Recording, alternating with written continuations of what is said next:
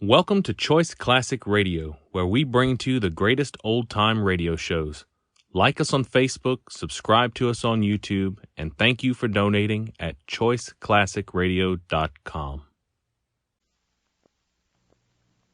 Ladies and gentlemen, the Granite Furniture Company, with stores in Sugar House, Murray, and Provo, presents The Hall of Fantasy. Welcome to the Hall of Fantasy. Welcome to the series of radio dramas dedicated to the supernatural, the unusual, and the unknown. Come with me, my friends. We shall descend to the world of the unknown and forbidden, down to the depths where the veil of time is lifted and the supernatural reigns as king. Come with me and listen to the tale of The Judge's House.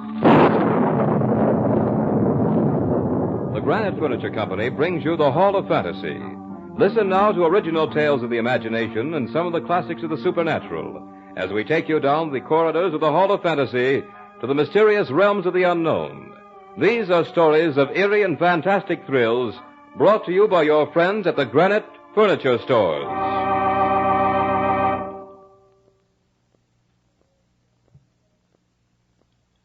And now for tonight's story, a radio adaptation by Bob Olson of Bram Stoker's story entitled The Judge's House.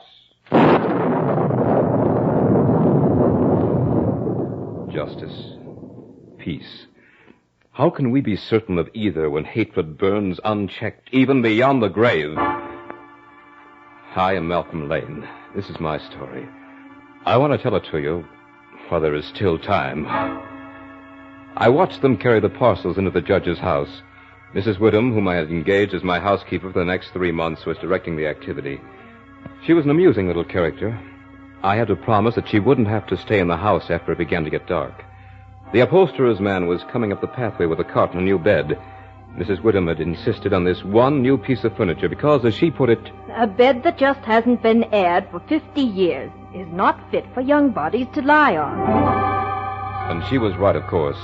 But my head was too full of plans for study to worry about such details as my living quarters. As for the tales about the harsh old judge whose house this had once been, I had only a mild enthusiasm. He must have been quite a character, though, to make an entire village fear him and his house, even 50 years after his death. Mrs. Whittam was positive there was something about the old place, though she nor anyone else quite knew what it was. The consensus of opinion, however, was that they would not take all the money in Drinwater's bank to spend an hour here alone. But Mrs. Whittam startled me with a very rational statement. The place is full of rats, and rats is bogies, just the same as bogies is rats. That explanation suited me very well, for as I said once before, my head was full of plans to study. Examinations were coming up soon, and I had paid 3 months' rent in this old house, so that I would be assured of peace and quiet while I prepared for them. The only mysteries I'm interested in, Mrs. Whittam, are those of harmonical progression and elliptical functions. They're mystery enough for me. Not that you won't find company here, Mr. Lane. I've already cleaned all of 50 years of dust from everything. Oh, but that waistcoat in this room must be hundreds of years old. And you'll find creaky doors aplenty, and loose flats all over, ready to flap in the wind, and bureau drawers that stick and then fall down in the middle of the night. And don't forget the rats. No, Mr. Lane. Don't forget the rats. The workmen were all gone, and but for the busy little figure of the housekeeper, I was alone. It was for this that I had taken the tiresome ride to Benchurch, a remote little town that had all the attractions of a desert. It was drawing close to evening as Mrs. Whittam was unpacking the last hamper, and I could see that she was beginning to cast worried glances about as the shadows began to creep into the corners of this huge dining room I'd chosen for my living quarters. Oh, you may go now, Mrs. Whittam. It's getting dark in here, and I'm sure you're anxious to get home. You've done well with this old room. I shall reward you with complete possession of this house for the last 2 months of my tenancy. 3 or 4 weeks will be all I'll need, and I'd hate to see that rent money go to waste. Thank you kindly, sir, but I wouldn't stay there I know, for all the money in Drinkwater's bank. I'm really grateful, for I do want to be alone. And if you were not so opposed to it, I might be tempted to accept your company. Ah, you young gentlemen. You fear nothing, and I'm certain you'll get all the solitude you need here. Good night, sir. You'll find your supper beneath the cloth. Good night, Mrs. Whittam. yes, this was comfort. After I'd finished my supper, I cleared the great oak table and got my books out. Then when I'd put fresh wood in the fire and trimmed the lamp, I sat down to a spell of hard work. I hardly looked up from my books until nearly 11 o'clock, at which time I threw some more wood in the fire and indulged in one of my most deeply ingrained habits, that of tea drinking. I thoroughly enjoyed tea and drank it this night with a sense of real enjoyment. Soon the new wood I had thrown on the fire began to crackle, and the new flame threw quaint shadows about the great old room. And as I sat there sipping my tea, I reveled in a complete sense of isolation. Then, for the first time, I noticed the noise of the rats. Strange, I hadn't heard them before. Maybe they're just getting used to me. But they're bold enough now. How busy they were. What strange noises they made. Up and down the old wainscot they went, and over the ceiling and under the floor, racing and gnawing and scratching. There were so many of them that I'd have sworn that if they set their strength to it, they could have carried the house away. I had a smile when I recalled the words of Mrs. Whittam. Rats is bogies, and bogies is rats. The stimulation of the tea gave me a sense of security, and I grabbed the lamp to take a good look around the room. Strange why such a beautiful old place should have been so neglected for all this time. The carving on the oak panels of the wainscot was fine indeed, and that around the doors and windows was of rare merit. I saw some old pictures on the wall next to the fireplace, but they were coated so thick with dust that I couldn't distinguish any of their details, even though I did hold the lamp high above my head. Now and then I would get a quick start as the light fell upon the old walls and disclosed the glittering eyes of a rat as he would stick his face out of a hole or a crack. In an instant, it would disappear with a squeak and a scamper. Another object that struck me as odd was the rope of a great alarm bell that hung in the corner of the room on the right-hand side of the fireplace. After my inspection tour, I sat in a high-backed chair that was near the fireplace and sipped from another cup of tea. For a while, I thought the noise of the rats would drive me to distraction, but that eased off and I became accustomed to it, the same as a person gets used to the roar of water when he camps beside a stream. Soon I was so engrossed in a mathematical problem that I forgot everything else in the world. But since the solution to the problem came stubbornly, I looked up and was surprised to see that the fire had fallen to a dull red glow. There was a sudden quiet, the strange hush that comes in the hour before dawn. I became aware for the first time the noise of the rats had ceased. When it had happened, I couldn't remember. But something instinctive told me that it had been in the last few moments, and that it had been sudden. I looked up, and what I saw was a most amazing thing. For there on the high-backed chair sat an enormous rat staring at me through deadly, malignant eyes. I tried to frighten it away, but it didn't stir. I made a motion as if to throw something at it. But it only bared its teeth angrily, and its cruel eyes shone all the more bright. I'd grabbed the poker from the hearth and was going to kill the creature. But before I could reach it, that enormous rat jumped to the floor, and with a squeak that sounded like a consummate hit of the whole world, scampered up the rope of the alarm bell and disappeared in the darkness. Then, as if by a signal, the noise of the other rats started all over again. By this time, I gave up working my problem and bartered it for some much-needed sleep. It was Mrs. Whittam who woke me as she came in to make up the room. You're much paler this morning, Mr. Lane. I am? You shouldn't stay up so late with your work. It isn't good for you. But tell me, how did you spend the night? I was certainly glad to see you. Alive? Oh, yes, that was quite all right, Mrs. Whittam. The something didn't worry me too much.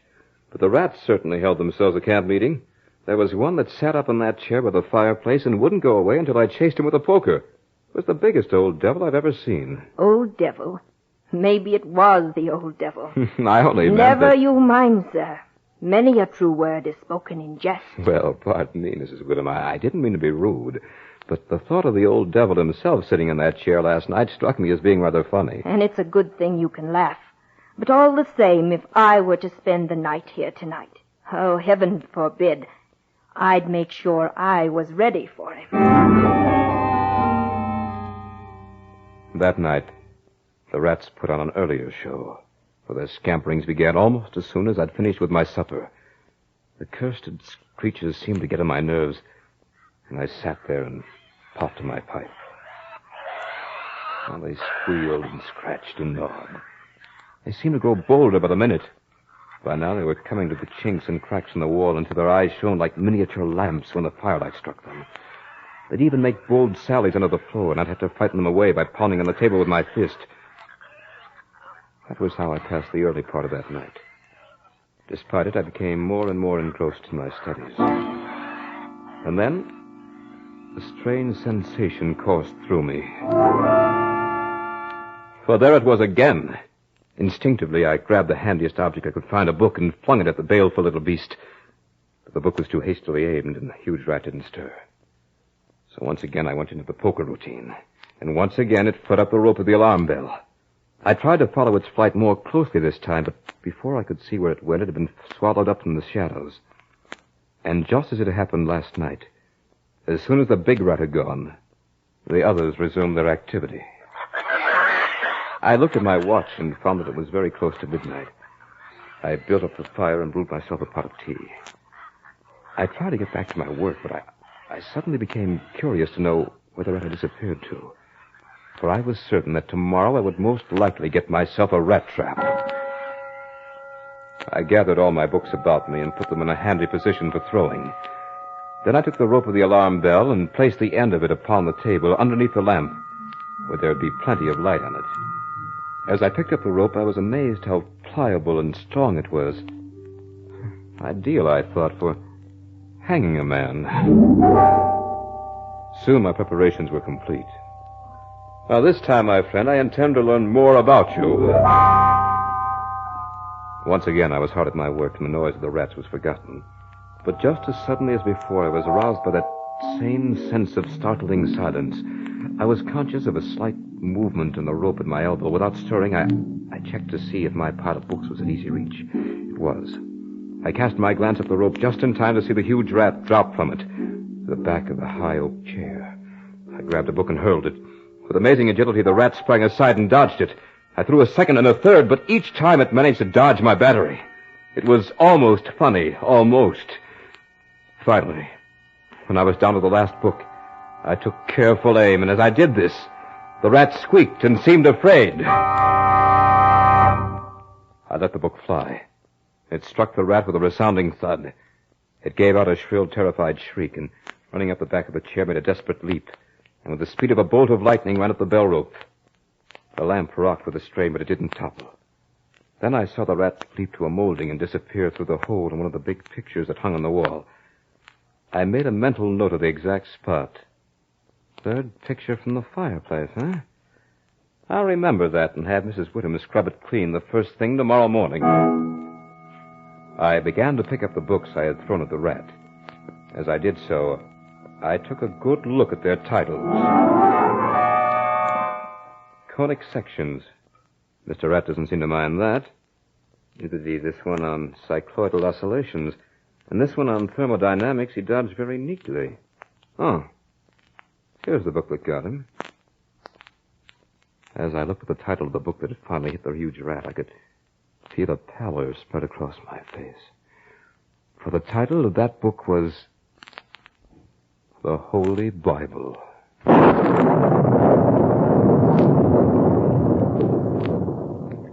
You are listening to The Judge's House by Bram Stoker in tonight's journey down the corridors of the Hall of Fantasy, brought to you by your friends at the Granite Furniture Company with stores in Sugar House, Murray, and Provo.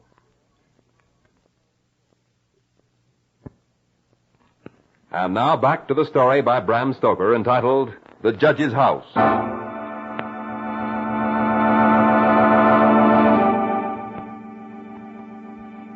Mr. Lane, this is Dr. Thornhill. Dr. Thornhill, are you ill, Mrs. Whittem? Your pardon, Mr. Lane, but Mrs. Whittem wanted me to come up here and have a talk with you. A talk? Well, in that case, let me prepare some tea for you. Oh, please don't. That's one of the things I came to talk to you about. Mrs. Whittem thinks you drink more strong tea than is good for you. She tells me also that you put in quite long hours at your studies. Mrs. Whittem, I engaged you as a housekeeper, not as a guardian. Oh, please, Mr. Lane, I didn't As a mean matter to... of fact, Lane, she didn't mean to have me talk to you at all. That was my idea. I see. Well, now that you're here, what do you want me to do? leave this house. Well, even if I could see the reason for it, I doubt if I would. But as for the tea and late hours, I might be able to give them up. Would it make you feel any better, Mrs. Whittam, if I promised not to study after 1 o'clock tonight? Yes, if you promise. Then I promise. I advise you, not as a total stranger to your problem, Mr. Lane. I was a student once myself, you know. Of course. Shall we shake on it, Doctor? Fine. Now, if you will, I wish you'd tell me what you've noticed in this house. Well, it's just as I've told Mrs. Whittam. I'd be working late, and I'd suddenly be... And when I looked to see which book it was that had struck the rat, the devil, as Mrs. Whittam calls it, I was amazed to find that it was the Holy Bible. There now. Please, Mrs. Whittam, you're not hurt. Now, Mr. Lane, you say the rat always went up the rope of that alarm bell? Always. I suppose you know what that rope is? No, why? It's the very rope the hangman used to execute the victims of the judge's hatred. Oh, no. Now, Mrs. Whittam, there's no reason to get upset about this, really. Doctor, you shouldn't put such horrible thoughts in poor Mr. Lane's mind. He has enough to unseat him already. I did it for a definite purpose. Mr. Lane, I want you to fix your attention on that rope. Now, I know you're sound of mind and body, but hard work and long hours and this suggestion of the devil, especially in this lonely old house, can do things to the mind. Now, I don't mean this as any offense, but if you should find yourself having, well, hallucinations or some unexplainable fright, I want you to pull that rope. It'll give us some kind of a warning in the village. We might be able to be of some help. Well, thank you, Doctor. I'll do that. I may get stuck with a problem. Fine. Goodbye, Mr. Lane, and, well, I wouldn't be surprised if Benchurch hears the alarm bell from the judge's house tonight. I didn't quite share the doctor's views, but just the same, I caught myself staring at the bell rope. The more I stared, the more restless I became, and every now and then my mind would conjure up the vision of some wretched victim dangling from the end of it. But that line of thinking would have me out of my mind in a hurry. Mrs. Whittam had made the place neat and homey. I wandered over to one of the big windows and flung it open. I was surprised to find that a sharp wind had come up, a very cold wind for April. It was more than a sharp wind, really, for it was carrying a storm. Little drops of rain began to pelt me in the face until soon it became a thing of fury. I bolted the shutters and built up the fire with some fresh wood. I was uncomfortable and was only vaguely conscious of the reason. Suddenly I knew. The rats were quiet tonight. It gave me a slight case of the jitters, and I instinctively took a hasty glance at the bell rope. The rope was quite still. I wanted a hot cup of tea, but remembering my promise to Mrs. Whittam, I desisted. Instead, I sat at the great oak table and opened my books. Soon I had started a problem, and the noise of the rats began. For the first time since I had taken up residence in the judge's house, I was glad to hear those rats. I had worked for an hour or so and suddenly became conscious of the furious storm outside. I was thankful that I didn't have to be out of it. The faint movement of the bell rope impelled me to walk over to it and take it in my hand. I saw nothing. It had only been the wind, and the rope was rising and falling gently with each new gust of air, which caused the bell to sway back and forth a little. That rope had a deadly fascination to it. I wondered why the judge wanted such a grisly memento in his house. The thought of it sent a chill through me. Or was it a thought? Didn't I sense a tremor along that rope? I couldn't be sure, but at that moment I remembered the picture. I walked over to the table, picked up the lamp, and approached the spot where I'd seen the picture the night before. I counted out the pictures until I came to the third one from the fireplace. Even before I raised the lamp, I could see that Mrs. Whittam had washed it clean as I had told her to do. Then what I saw gave me such a start that I nearly dropped the lamp. My knees almost gave way beneath me, and I was conscious of huge beads of perspiration that were forming on my forehead. Just looking at it made me tremble like an aspen leaf. The picture seemed fairly to leap out at me. For there, dressed in his scarlet and ermine robes, was the judge, with his merciless, evil face, his sensual mouth, and a nose that was shaped like the beak of a bird of prey. His face had a cadaverous coloring. It was a ghastly picture. But it was the eyes that really made me go cold. For those eyes were... And heaven help me if I'm going mad. Those eyes were the exact duplicate of the evil eyes of the great rat. The picture had been painted in this very room. I began to compare the two, and as my eyes swept the room, they were suddenly riveted to the judge's chair. For there, with the rope hanging behind it, sat the huge rat with the judge's eyes, and the hatefulness was now intensified with a fiendish leer. Never did the wind howl so. This had to stop. I wanted some tea, but I didn't take any. The doctor had been quite right. The nerves must have been getting drawn pretty taut. Strange, too, because I never was in better health. Well, no tea. We'll substitute some brandy. Let's see now.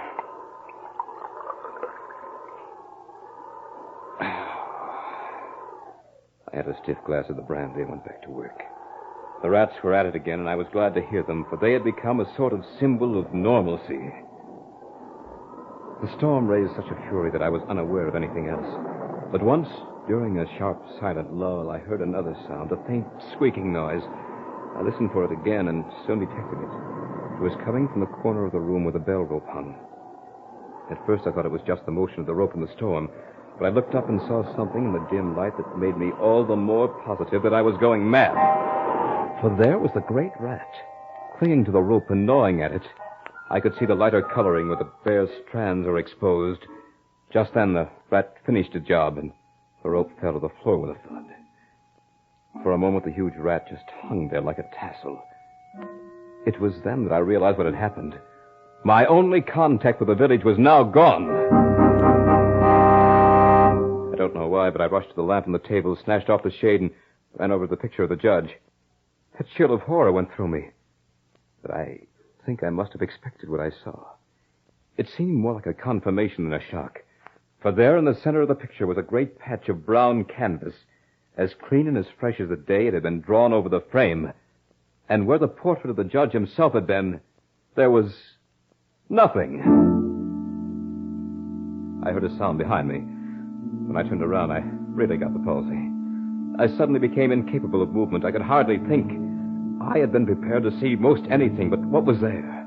For there in the judge's high-backed chair, with his black cap in his hand, his ermine robes fixed about him with a smile of triumph twisting his cruel mouth, was the judge himself. As the clock struck the hour, it seemed to beat the blood right out of my heart. At the 12th stroke, the judge placed the black cap on his head and walked deliberately over to the place where the piece of bell rope lay in a heap on the floor. He picked it up and drew it through his hands as one would a valuable fur pelt. Then he began to knot one end, fashioning it into a noose. He tightened it and tested it with his foot. All this time he never took his horribly cruel eyes from my face. I began to feel trapped. For some reason, I could barely move. I could only watch as he started to move along the table toward me. Then with a quick movement, he threw the noose at me, as if to ensnare me in it. It missed. He raised it again, never once taking those hateful eyes from my face. Once more the noose came, flying toward me. Once more, with some last ounce of strength, I dodged it. The room seemed flooded with light. The lamp had suddenly flared up high. I looked about the room and was astonished to see the shiny little eyes of the rats as they peered out the cracks and chinks in the wall. I looked up at the bell rope, my lost and last hope of warning the village. It was covered with the little fellows. Funny thing, but those rats were the only thing that gave me even the slightest sense of comfort. For as the rats clambered along the bell rope, the bell itself began to sway, and I heard a tiny sound, yes, very tiny, as the clapper touched the bell itself. It was only a whisper of a sound, but it would grow louder in time. Or would it? At this sound, the judge looked up, and a scowl of terrible anger came to his face. His eyes were like red-hot coals, and he stamped his foot so that the house seemed to shake. The rats kept running up and down the rope as if they were conscious that it was a race against time. Now the judge was approaching me with a noose in his hand. As he came closer, there seemed to be something paralyzing in his presence, and I stood as rigid as a corpse. Suddenly, I felt the judge's icy fingers against the skin of my throat. He was adjusting the rope about my neck. Then he picked me up and stood me on the high oak chair and put his hand on the swaying end of the bell rope. As he raised his hand, I was conscious of my little rat friends fleeing through the hole in the ceiling. They were my last hope. I stood there in the chair and couldn't move a muscle.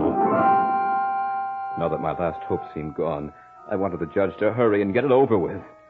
Soon he'd tied the end of the rope just about my neck, the dangling end of the bell rope. Then he jumped down to the floor and looked at me with those eyes that hated me so. The smile of diabolical triumph seemed to wreathe him in horror. I began to wonder about hangings. I wondered how long it would take, whether the doctor in the village could possibly reach me in time. For I knew that I would soon be sounding the alarm bell.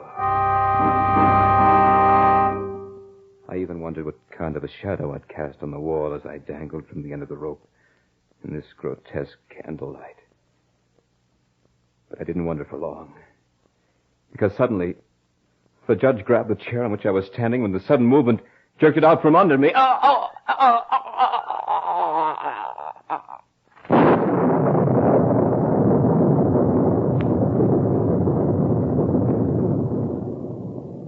So runs the tale of The Judge's House.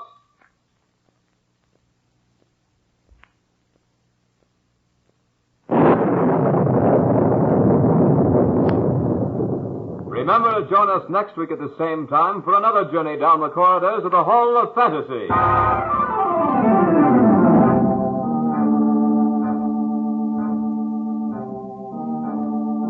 Tonight's program was adapted from the story by Bram Stoker entitled The Judge's House. Heard in tonight's program were Dick Thorne as Malcolm Lane, Beth Calder as Mrs. Woodham, and Mel Wyman as the doctor. Musical background was provided by Earl Donaldson. The technical supervisor was Nephi Sorensen. This program was written by Bob Olson and produced and directed by Richard Thorne.